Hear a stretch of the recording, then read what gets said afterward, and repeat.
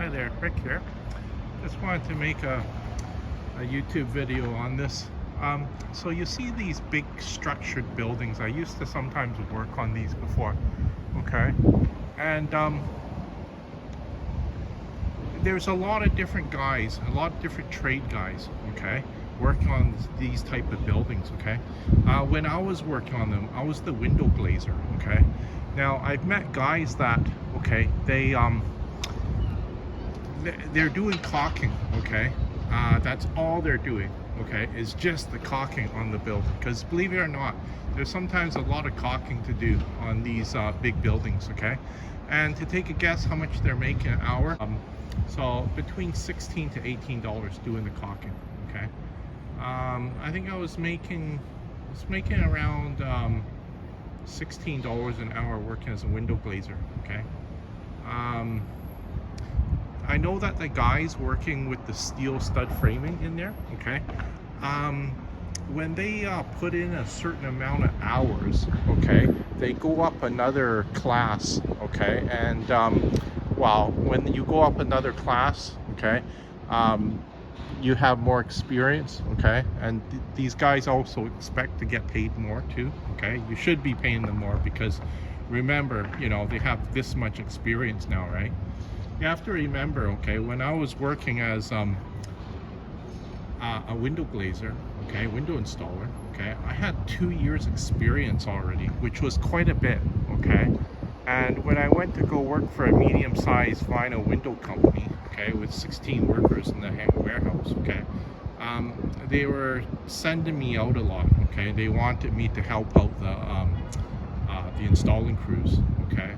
And you have to remember, okay, I had 2 years experience, which was very uncommon too, just because, okay, in order to have 2 years experience, you have to find a boss that's quite busy too, okay, who has lots of work, okay?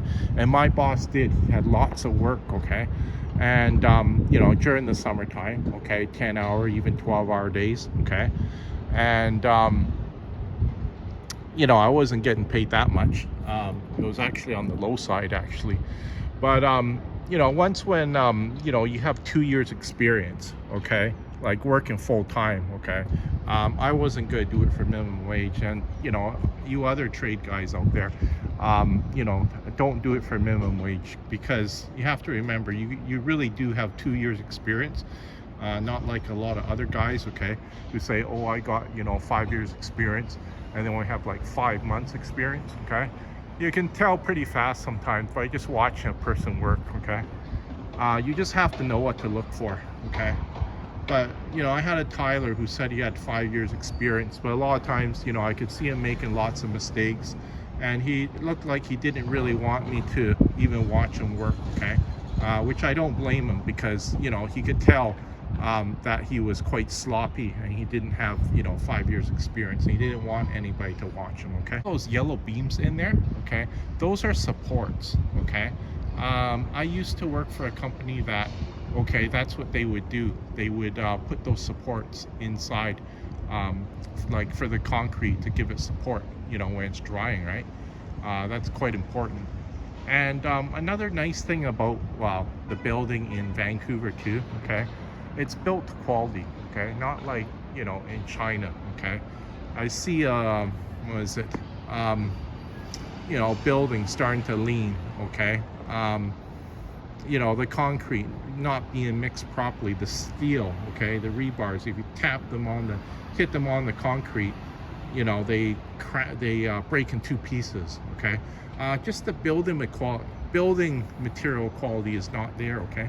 I'm not sure if that's for all their buildings, but you have to remember, you know, sometimes hundreds, if not thousands of people are going to be in this building sometimes.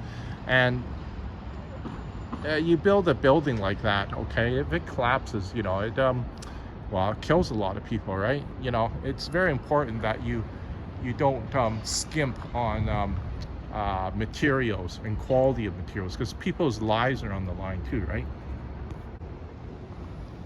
So I'll just give you a little bit of a view of what it looks like, okay? Some high-rise buildings in the foreground, the background there. See all the steel that goes into the concrete pillars? That's a lot of steel. Okay. And I remember, okay, coming by here sometimes when it was like, you know, just the level was way down there. Okay, they didn't have the first, second, third, fourth, and fifth up there. Okay, that is quite high. You have to remember, I used to work on I think it was a 6-story parkade. Okay, so I was quite high, and I was up in a boom. Okay, put in the glass. Okay, and I didn't like to look down because you know, it is quite high. You know, it's scary. Okay, and you know, you don't want to look down. You just want to do your job and you know, finish the day, right? And you know, go home alive. To be moved in there. See all the materials down there? You know, that's a lot of material. Okay, all those things in the green packaging down there. Not sure what that is, but you know, that's a lot of material. Okay, I used to have a this was back in 2008. He got laid off. Okay, he was a rebar installer. Okay, but I think he had like 15 plus years experience. He was getting paid good money. Okay, but work was kind of slow in his industry, and you know, he needed to just try to find something else because we had that kind of like that market crash. And yeah, you have to remember, caulking's a skill. Okay, I got him to caulk, well, one of the windows outside. Took him 45 minutes to do one window. Okay, for me to do it, maybe about 10 minutes. You know, that's how fast. Okay, but you know, it's a skill. Okay, and well, he didn't realize that, you know, it wasn't quite normal to spend 45 minutes caulking a window. But you know, I'm sure he was a very good what is it, rebar installer. Okay, but you have to remember, you know, when you start doing a different skill, okay, sometimes it takes time to you know, develop the skill to even build up speed. Okay, so you know, that's why okay, you hire somebody to do some particular work. Okay, you're paying them for their experience too. Okay, this is quite important. Okay, I'll probably put a text down below, but you're paying them, like I say, you're paying them for their experience. Okay, and you know, I'm also making this video for educational purposes too, for, you know, even the employers out there. Okay, because when I worked for a medium-sized window company, okay, you know, they wanted to pay me minimum wage for helping out the installing crews. They had something like 4 full-time installing crews. You have to remember, I already had like 2 years experience, you know, working full-time. You won't find a lot of guys that have like 2 years experience, because one, you know, you need a boss that's quite busy. They'll keep you busy for like 2 years. Okay, and in the summertime it was really busy. Okay, and you know, it's sometimes, because it's sometimes not that easy to get that much experience. Okay, if you get that much experience in a particular trade, okay, I consider that very good. Okay, and you have to remember, after 1 year I was already doing, like, you know, side jobs, you know, working on Saturdays, and you know, making, you know, good money. Okay, because you know, I was the project manager, right? And you know, I would look after, well, a big part of the entire install, and pay my worker too, right?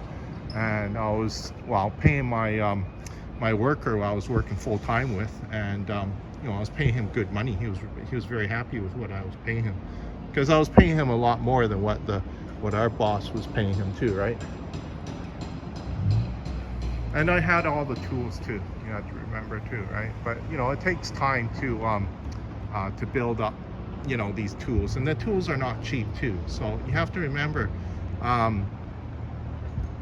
you know, guys going out, okay, they're not going to charge cheap for the work. Okay, because you know, the tools cost a lot of money. Okay, and then there's their experience, right?